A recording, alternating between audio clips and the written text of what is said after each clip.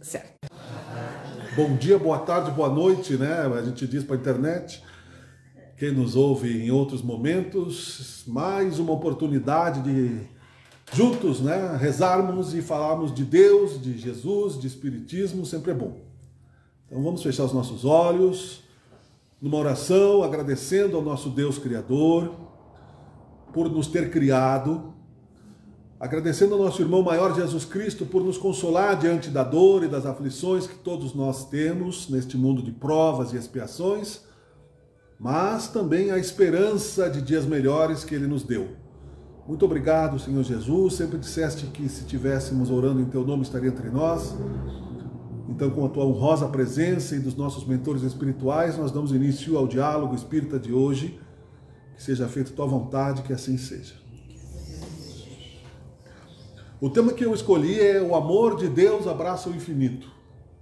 Essa frase me veio por estar ouvindo um drama familiar onde o sofrimento de uma mãe não permitia que ela chegasse próximo da filha fisicamente. E nada ela podia fazer a não ser rezar mentalmente e mandar suas emoções e vibrações de coração. E isso nós podemos estender, né, para outros consolos que o Espiritismo nos traz pelo conhecimento do poder da oração. Quando Jesus curou, não é, a distância pela fé do soldado romano, o filho, e disse o soldado para ele: Senhor, eu não sou digno, né, de que entreis em minha morada, mas se dizer uma só palavra não serei salvo. E Jesus à distância curou, né, e disse, né, para muita gente: a tua fé te curou. Nós estamos aqui, então eu reflito filosoficamente na parte filosófica que o Espiritismo me ensinou a pensar, e hoje eu ouvi o Rossandro Kinsley, que é muito legal também, não é?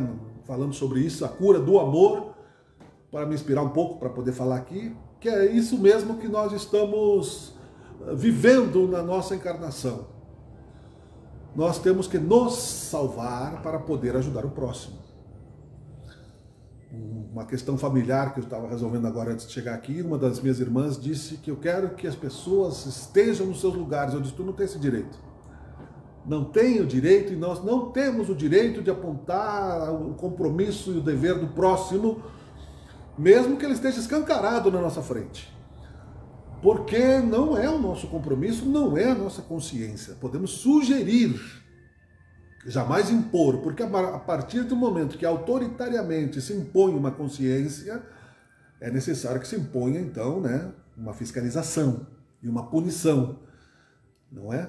Caso contrário, que direito nós temos de impor alguma coisa a alguém que não seja uma prisão, uma obsessão, que por orgulho os mais fortes sempre fizeram com os mais fracos na história dessa nossa humanidade ainda trôpega, mas que está andando na direção da regeneração. Nós sabemos disso pela nossa própria consciência, dos que aqui estamos encarnados e no plano espiritual, já recebendo atendimento também, da transformação que fizemos neste mundo espiritual. Já na nossa encarnação de agora, desta vida, ninguém nasceu para ser infeliz, para pagar o mal, karma, como se Deus fosse um banco que nos cobrasse com juros, né, o empréstimo de amor que nós fizemos com Ele, para depois de muito nos extorquir de dor, sofrimento, lamento, implorarmos através de orações lamentosas, Ele nos atender com sinais que nós não sabemos decifrar onde que Ele está. Que enigma seria um labirinto esse do Minotauro, aquele da Grécia, onde você entra e o touro sai correndo atrás, um touro homem, para te devorar, né? A gente sabe pelo sítio do Pica-Pau Amarelo, que essa minha mesma irmã tinha um monte de medo do Minotauro, não passava ali na frente da TV.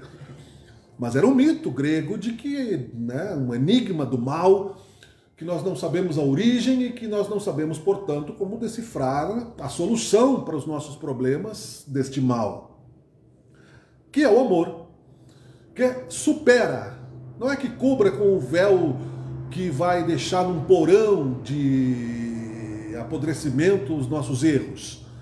A palavra pecado não é usual no Espiritismo, a gente sabe, mas os nossos erros, o que fizemos de errado para o nosso semelhante, que é invadir a consciência dele de alguma forma, ou escravizá-lo, ou traí-lo, ou ignorá-lo, ou negligenciá-lo, e para a nossa própria, né? Porque apesar da rebeldia de muitos, e isso está na música brasileira, Cazuza disse, e o Lobão, que não poderia causar mal nenhum a não ser a mim mesmo. É errado. Ao causar mal a mim mesmo, eu me torno um suicida. E eu causo mal às pessoas que me amam, inclusive. E causo mal a Deus que me criou, no sentido de que esse mal não atinge Deus, mas por ingratidão ele sofre comigo a necessidade, né, de eu ter que resgatar o mal que faço para mim mesmo. Então eu posso sim causar mal a mim mesmo, se eu fujo dos meus compromissos, se eu atraso a minha evolução e se eu negligencio a inspiração do amor e o exemplo que Jesus nos deu. Mas, ouvindo também o Wagner Borges hoje pela manhã, ao meio-dia, ele dizia exatamente isso. Nós estamos em evolução para a nossa própria consciência. Não é egoísmo isso, porque a partir do momento que o forte se torna forte, ele pode sustentar o fraco. Senão é um abraço de afogado. O abraço de afogado é aquele, né? Uma pessoa mergulha para salvar a pessoa que está se afogando e morre junto, porque o afogado mergulha você para dentro da água e adeus, né? Morrem os dois. Um cego conduzindo o outro cego ao abismo. Então, a buscarmos o reino de Deus, o amor que cobre a multidão de pecados, como disse Jesus, ele cobre de bênçãos transformadoras, no significado de que nós estaremos mais conscientes de que o nosso dever de amar ao próximo vai até o limite do seu próprio livre-arbítrio. Incondicional, seja quem for, seja sanguíneo, seja, né, uma relação que nós tenhamos profissional, seja o do bom samaritano que não tinha nada a ganhar, não é? Que é um exemplo também que está no Evangelho cristão, onde Jesus aconselhou os apóstolos que ajudassem aquela pessoa, não importava se era um hebreu, se era um judeu, se era um fariseu, era um ser humano. E não importava se ele era justo, se ele era injusto. A caridade, portanto, cobre a multidão de nossas vaidades egoístas que construíram, e até hoje, tropegamente, como eu disse, constroem limites e barreiras de raça, de etnia, de consciência, como se uns fossem criados com privilégios divinos que outros não têm. Esta é uma distorção temerosa e perigosa para quem faz, e Jesus advertiu aos que o crucificaram isso: Pai, perdoai-os, porque não sabem o que fazem. E que vale ao ser encarnado, poderoso ou não, querer ganhar o mundo e perder a sua alma, perder várias encarnações adiante devido a erros escolhidos e conhecidos e feitos propositalmente, não é? Que ainda hoje acontecem. Nós já dentro da cultura espírita estamos livres das tentações do caminho de prejudicar o semelhante? Claro que não. Muito pelo contrário, às vezes até por termos um pouco mais dessa consciência, porque a mediunidade é um sexto sentido que está para a humanidade, assim como os olhos, os ouvidos, né? Comentava outro dia que se eu disser que todos nós temos olhos, parece uma coisa, né, infantil, óbvio, né? Até o meu neto ia rir, claro que eu tenho olho, né? Claro que eu tenho orelha, mas todos temos mediunidade. E um comparativo que eu achei interessante com a glândula que nós temos, né? Temos a glândula pineal, tem um diamantinho que tem aqui, né? A pituitária, enfim, no cérebro da gente, um cristalzinho que a gente pode comparar com o chip do celular. Se eu tenho um celular, não tenho chip, é um celular morto, é meu corpo. Se eu tenho um chip, é o meu espírito. E ali eu tenho todos os contatos. Eu posso falar com o mundo inteiro através dos sinais combinados. O telefone só toca de lá para cá, dizia o Chico Xavier, já nessa analogia. Mas ele sabia que nós chegaríamos a isso, porque ele tinha também uma antevisão. Segundo a cultura espírita, o próprio Geraldinho diz que Chico Xavier era uma das encarnações de São João Evangelista, que previu, de certa forma, esse momento de transformação cultural da nossa humanidade. Portanto, um espírito já com o dom da profecia. E nos anos 80 ele dizia, né, Geraldinho, o que significa multimídia? E não existia este termo, multimídia, que nós falávamos pelo celular, por computador, por várias questões. Tecnologia imitada da sabedoria de Deus. Então nós somos, de certa forma, né, aparelhos tecnológicos da natureza, criada com perfeição por Deus, e temos então este chip que é a mediunidade, que Allan Kardec colocou como intermédio entre esta dimensão e outra. Ou seja, esta sala está aqui, eu posso fazer uma chamada de vídeo e me colocar em contato com outra sala e ver. É o médium vidente. Eu posso ouvir, é uma audição. Eu posso ler, é uma psicografia. Se eu ler o WhatsApp, alguém me manda de lá para cá. E chegará o dia que nós teremos isso de forma interdimensional. Eu vou poder, né, aí brincando, ter um WhatsApp do meu anjo da guarda, né? Da mensagem. Desde que ele não me bloqueie, né, por rebeldia, né, porque me largue de mão, já era muitas vidas, né, que ele tenta. E temos sim o anjo da guarda, como nós sabemos, mas a gente repete e repete para aqueles que ainda chegam à doutrina espírita e para nós lembrarmos e pensarmos sobre isso, que é alguém que nos ama incondicionalmente e que está um pouquinho acima da nossa capacidade intelectual e moral. Senão, não pode ser um anjo da guarda, né? Seria mais um parceiro, né? Um comparsa, né? E aí a coisa complicaria. Ele tem que estar sempre próximo de nós, nos aconselha e chora conosco quando vê que a gente vai errar. E a gente erra. Então Jesus dizia, né, que o amor cobre a multidão de pecados. A gente repete dizendo que São Paulo também falava, ainda que eu fale a língua dos anjos, que eu fale a língua dos homens, se eu não tiver amor eu nada sou. Beleza, mas o que é o amor? O amor é o evitar o sofrimento do outro? O amor é o evitar toda a dor que alguém possa ter? O amor é o quê? É eu prender aquela pessoa que eu amo dentro da minha rotina, né? E Jesus ensinou que o amor é servir, incondicionalmente. São Francisco ensinou que o amor é servir incondicionalmente. Né? E a gente pensa, por causa do orgulho, que servir incondicionalmente é, muitas vezes, né, estar à mercê da escravidão, que as pessoas vão abusar da nossa bondade, né? É claro que a gente não vai ficar servindo incondicionalmente, eternamente, alguém que esteja se aproveitando dessa beleza que é o amor incondicional. Mas ouvir, por exemplo, né, é amor. Ouvir a lágrima do outro, se solidarizar um pouco, que seja, esquecer, não ficar colocando o dedo na ferida de alguma coisa que aconteceu, dar novamente um voto de confiança, mesmo que aquilo seja novamente ali adiante transformado numa traição. Né? A Luciane sabe, aqui o pessoal que assistiu The Chosen sabe muito bem, né, sobre a relação de Jesus com Judas, né? E da forma como eles contextualizaram na série, é bem interessante, certamente foi intuído, porque Jesus e Judas tinham uns perrengues lá, né? Não Jesus, Judas ia lá reclamar e dizia que Jesus tinha que, né, que agir e quase que foi demitido, né? Mas Jesus humano, né? Humano, E Jesus ainda admitia ele no grupo, já sabendo, né? Várias, não foi só na Santa Ceia que descobriu, né? Que botou do ladinho dele, né? E do lado dele. Botou junto do lado dele. Exatamente. Né? E os outros tinham outros tipos de defeitos. Então é difícil amar, sim. Para nós que somos orgulhosos, confiar em alguém que nos traiu, muito mais. Por isso nós temos o esquecimento das vidas passadas. Achar que nós nunca traímos ou trairemos alguma coisa ou alguém também é muito relativo. Nós não sabemos o nível, não é, das nossas tentações, do que pode aparecer ali na frente, né? A gente pode achar, não, eu nunca vou sair da minha casa, eu nunca vou, né? Mas daqui a pouco eu ganho na loteria 2 milhões de reais e acho que minha vida é melhor no Rio de Janeiro e pronto, e vou embora.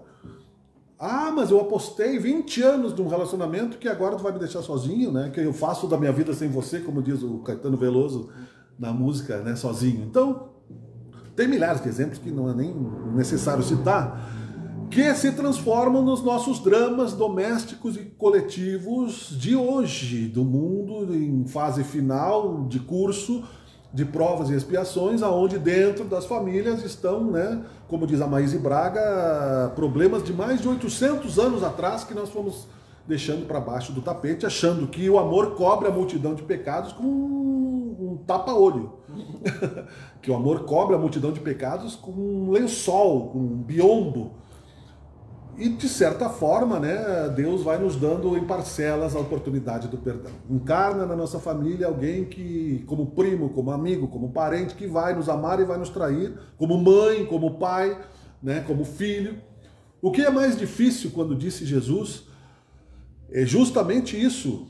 Um pai ou uma mãe abusivos do seu poder, não somente no sentido hoje que nós vemos, né, da pedofilia, das questões traiçoeiras, né, e de exploração, mas abusivos, mesmo no sentido crítico, emocional. Muitos de nós aqui fomos criados na base da crítica e nossos pais achando que nós éramos propriedade deles, né? E que tudo que eles fizessem.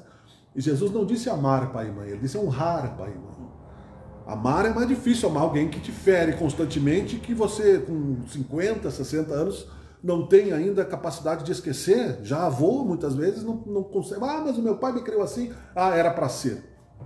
Será que era para ser? Será que não poderia ter sido um pouquinho diferente? Uma conversa. Ah, mas o pai do pai do pai. Então, quer dizer, vem vindo, se perpetuando essa distorção, não é? Porque tinha amor no tempo de Jesus. As pessoas amavam, Jesus amava, Maria amava. Tinham espíritos que sabiam amar. Justifica a violência de um pai e de uma mãe, não importa a época. E nós temos que honrar na velhice. E honrar na velhice não é ficar apontando o dedo para o pai, para a mãe que fez isso, fez aquilo outro. E muitas vezes, né, na rebeldia, os pais dizem, mas tu vai ter filhos, né? Eu disse, graças a Deus, eu vou ter filhos e vou amá-los, diferente do que, né? Ou eu vou perpetuar o ciclo, né? Que acontece muito também, e aí nós vivemos nesse limbo de desesperança, porque não entendemos o amor. Então, amar o inimigo, muito mais difícil ainda. Como eu vou amar o inimigo se ele foi cruel comigo, se ele aproveita a oportunidade para escravizar, para roubar minhas terras, para me insultar, para me humilhar?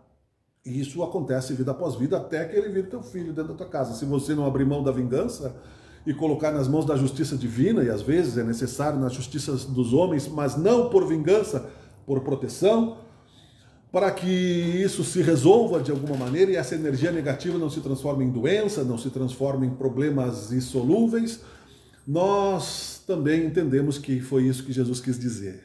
Porque se ele quisesse, com uma multidão de anjos, ele derrubaria o Império Romano num sopro, como queria, né, João Evangelista, o trovão, né, o apóstolo do trovão, que acabasse com aquele problema, né? E hoje eu vi isso de uma pessoa também aqui, que eu não pude... Né? Não vai ouvir nesse momento, talvez ouva daqui a uns 30 anos, que é o meu filho. Estava lá em casa tomando um café, foi lá me visitar, estava ali perto e entraram lá no condomínio e roubaram uma cadeira, né?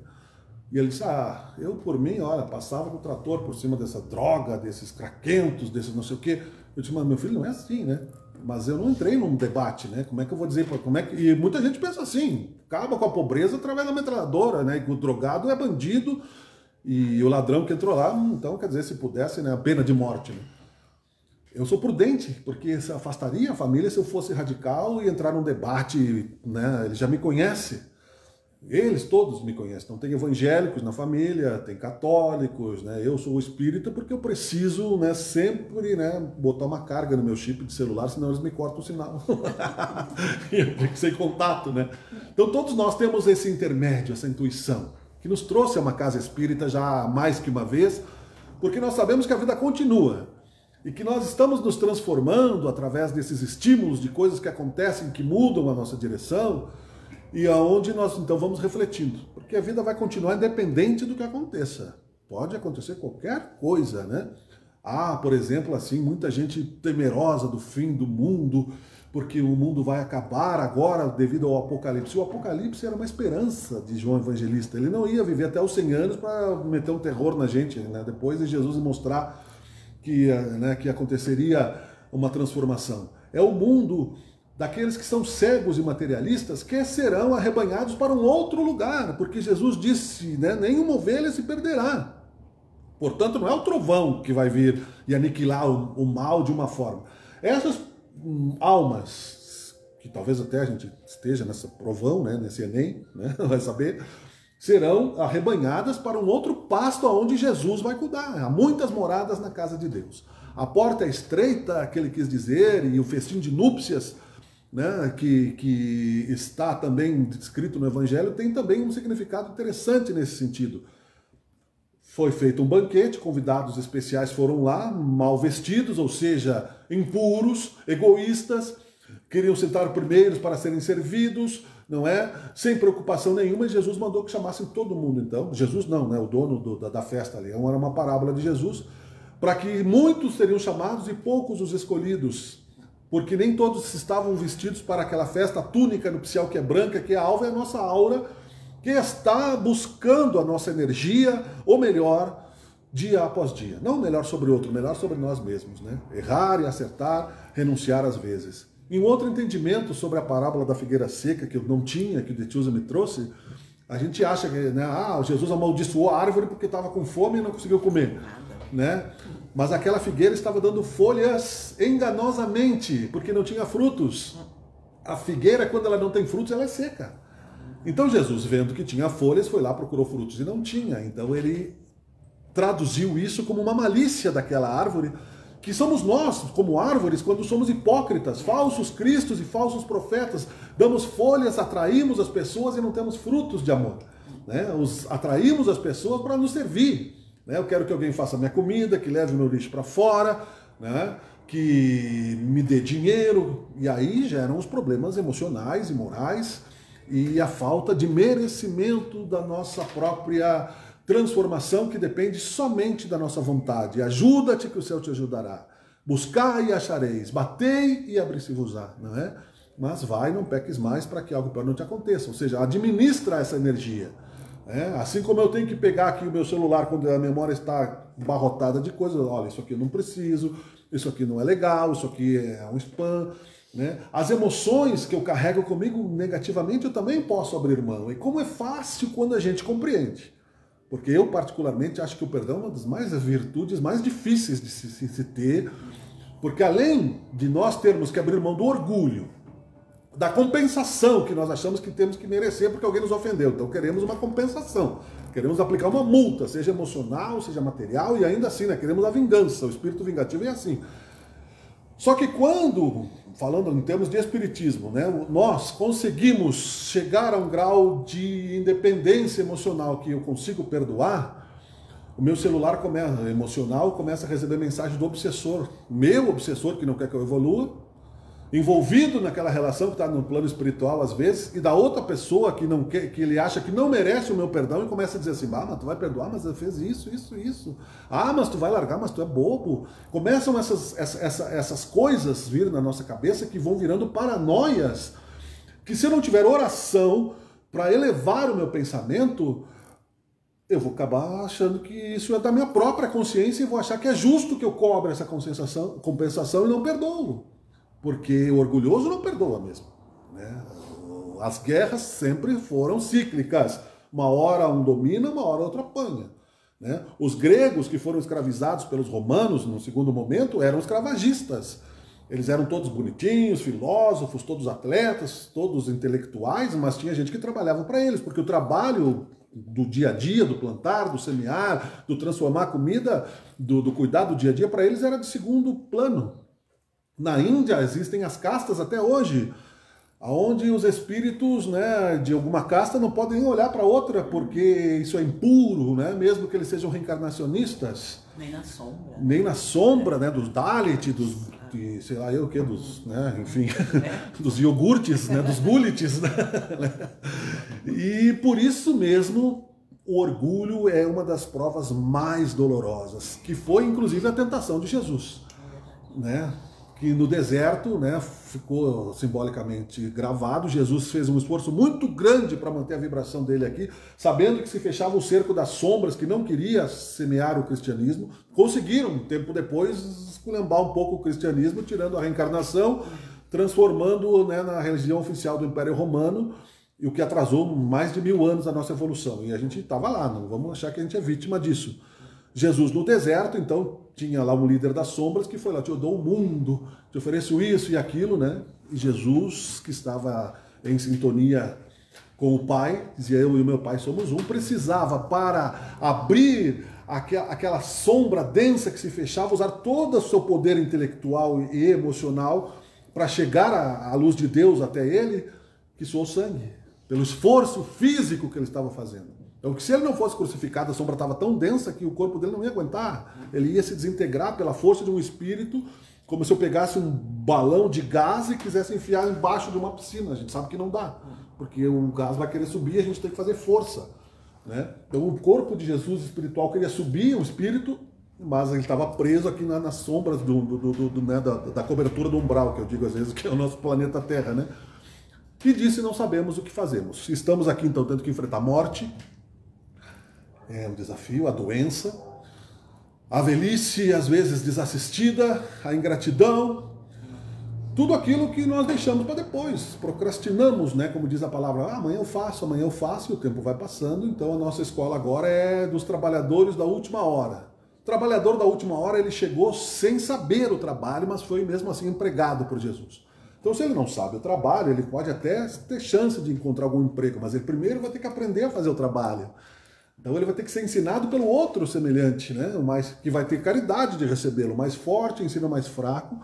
A última hora, que quer dizer da nossa transformação para arrependermos um pouco, pelo menos que seja, dos nossos sentimentos egoístas, e buscarmos como aquela pedra de moinho enferrujada, aquela roda, aquela janela que não abre, e começarmos a azeitar, olidificar essa nossa dureza de coração e buscarmos uma fé mais raciocinada, um pouquinho melhor.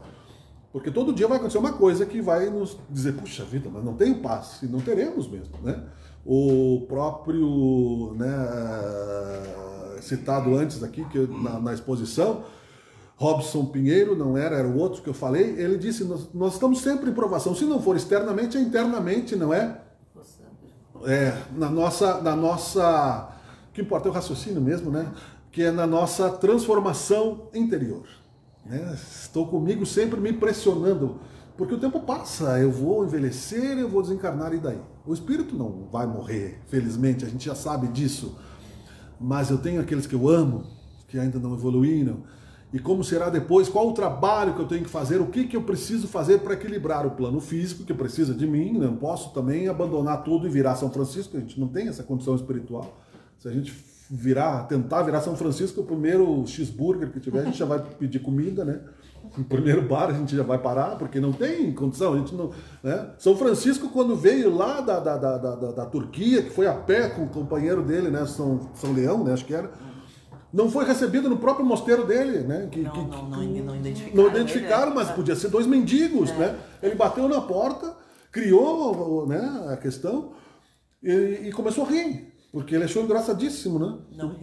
Não reconheceram, mas não podia, se fosse São Francisco, ele ia ser recebido com honras. Mas se fossem dois mendigos pedindo, não ladrões, né, maliciosos, mas mendigos, enfim, né? Agradeceu ao espinho que machucou o pé dele por alguma razão. Nós não temos essa evolução. Então a gente não pode ser hipócrita, achar que nós vamos, né, amanhã eu sou outra pessoa. Mas como a natureza não dá saltos, o meu amor ele pode ser feito em pequenas doses, né? Eu digo muitas vezes, para concluir, aqui a gente usa a palavra burro, né? A pessoa se emburra, né? Então esclareça, muitas vezes o nosso emburrecimento ficou 200 anos, 300 anos. Nosso ódio, nosso não pense, tem casos de obsessão ainda hoje no astral. A Segunda Guerra ainda está vibrando no plano astral. Uns perdoaram, outros não. Reencarnando e com ódios e outros tantos, né? A gente ficou 400, 500 anos na sombra procurando o inimigo, procurando, e às vezes, né? 15 minutos de reflexão e de silêncio é o suficiente para dizer, eu estou errado, para olhar para um outro ângulo, se aliviar e tomar a iniciativa, né, de retomar o diálogo, do que criar inimigos para sempre, né? Isso dentro de casa. Estou falando, né, quem é casado sabe que se você ficar emburrado meia hora, 2 horas, 2 dias, não há relação que se sustente, nem com o filho, nem com ninguém. Você precisa abrir mão da razão para ter paz às vezes. Abrir mão do discurso da verdade para ter compreensão. Mas a gente só aprende isso vivendo. Então tem que ter coragem de viver e conviver. Nós falávamos aqui sobre o medo da vida que as pessoas estão tendo cada vez mais, que felizmente o Espiritismo nos consola nesse sentido, quando Jesus disse que nós estamos encarnados com motivo, é claro, lógico, racional, e que se nos esforçarmos, a proteção institucional de Deus, que abrange o infinito, está presente gratuitamente a nos acolher. Mandou Jesus, mandou o Espiritismo como Consolador prometido, manda para as outras religiões missionários, não pensemos que não somos privilegiados da luz de Deus, e felizmente sabemos que se nos colocarmos um pouco melhor no serviço da fé, teremos também uma morada boa no plano espiritual. O nosso desencarne não vai ficar preso no túmulo lá e ficar sentindo, né, aqueles terrores da vida do egoísta ou do suicida. Né? Acontece com os irmãos doentes. Eu vou persistir até o fim, não importa o que aconteça. Se eu não encontro a causa da aflição agora, no presente, eu sei, tenho certeza, eu confio, porque eu aprendi a entender a mim mesmo que eu não sou para mim mesmo 100% confiável. No silêncio eu sei que a sombra que ainda persegue a minha consciência de coisas que eu criei na minha mente psicológica de outras vidas, ainda me testam para aquele comportamento sombrio que pode me causar problemas. Então, se eu sei isso quando eu estou sozinho, na minha consciência, em qualquer lugar que seja, eu sei que se eu não fiz nesta encarnação algo semelhante àquele resultado que poderia ter se eu agisse de acordo com aquele pensamento sombrio, nesta encarnação eu fiz na outra. Mas eu tenho que ter humildade para isso e amor próprio, se eu quero evoluir. Senão eu vou negar. Se eu negar, eu congelo meu coração na hipocrisia. Eu sei, eu entendo, eu falo para os outros, mas eu não sinto. Né? Faço o que eu digo, mas não faço o que eu faço. Né? Muito hipócrita e talvez até fruto de uma maldade consciente para dominar consciências mesmo. Né? Os falsos cristos e os falsos profetas. Está cheio de podcast do Apocalipse agora de pessoas falando de naves espaciais, de anjos, de que os anjos me disseram, que meus mentores me disseram que os escomam, e uma falsa modéstia, aí citam Chico Xavier, citam Allan Kardec, como se fossem próximos disso, mas muitas vezes não estão fazendo bem dentro de casa, estão fazendo aquilo por fama, estão fazendo aquilo porque como se tivesse contatos com a luz, né? Sendo que a luz às vezes é uma vela, porque está gerando medo nas pessoas, não está gerando, né? Quer dizer que a minha salvação só depende se vier um ser galáctico me salvar, não posso me transformar fenômenos que são exclusivos de líderes e gurus. Se eles não me disserem, você não vai saber. Né? Sendo que não foi isso que o Allan Kardec ensinou. Allan Kardec ensinou que nós temos contato com Deus. Jesus disse, nós temos Deus dentro de nós, somos deuses, e a cada um é o seu próprio templo. Ele disse isso claramente, o templo do nosso coração, do nosso sentimento. E o Espiritismo não foi feito por Allan Kardec como uma revelação única. Foram fenômenos mediúnicos que vieram planejados do mundo todo, classificados cientificamente, pesquisados. Mesmo que alguém chegue lá e dizer que é mentira, não vai conseguir. O Chico Xavier, inclusive, conseguiu, o advogado de um caso, usou a assinatura do espírito para inocentar um caso de homicídio. Porque, então, cientificamente comprovado, né, não é lorota de gente que acha que simplesmente tem contato privilegiado com Deus. Isso nem Jesus, que lavou os pés dos outros, dizia, né? Apesar de que sim, eu sou mestre, mas não sou bom, ele dizia, né? Bom é Deus. Amor, portanto, é uma questão pessoal e uma escolha, né? Mas nenhuma ovelha se perderá, ajuda-se que o céu se ajudará, e quem persistir até o fim, em meu nome, né? E cai o mil à minha esquerda, mil à minha direita, quem estiver comigo não cairá, disse Jesus. E se cair, a gente levanta e caminha com o mapa um pouquinho mais calejado, porém decidido. Né? O importante é continuar a acreditar e viver nessa carne que nós estamos subjugados com os grilhões da carne, não tem outra saída a não ser esperar a hora de partir, né? Que é Deus que sabe. E a hora também dessa transformação, Jesus também tomou cuidado de dizer, só o Pai sabe essa hora, nem eu sei. Da transformação de que muitas ovelhinhas que não estão classificadas para viver num planeta de amor, vão para um outro rebanho, para um outro pasto, um pouquinho mais difícil, mas também um dia chegarão à luz. É uma alegria saber que eu sou eterno. E daqui a 1 milhão de anos eu vou estar vivo, né? Não sei se para minhas sogras que eu tive vai ser a mesma coisa, mas para mim... Muito obrigado, né? Tô brincando, são umas queridas, né? Que Deus me deram, né? A beleza de eu ter meus filhos também, através das filhas, e enfim. Que Deus nos aceite, nos ilumine.